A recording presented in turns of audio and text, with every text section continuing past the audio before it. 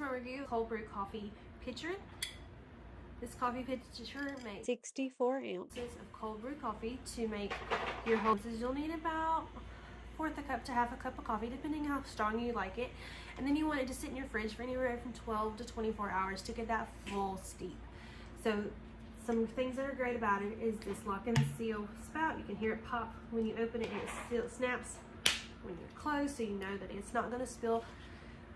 It's got this fantastic little pour handle on the side, and it looks like it comes apart pretty simply to clean.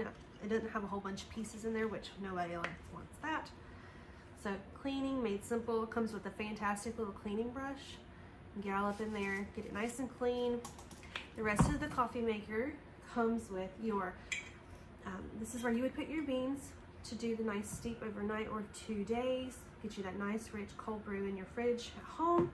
And this is your jar that it comes with. It's a 4-ounce jar. It holds 8 cups, and it is super, it's sturdy. Like it's thick.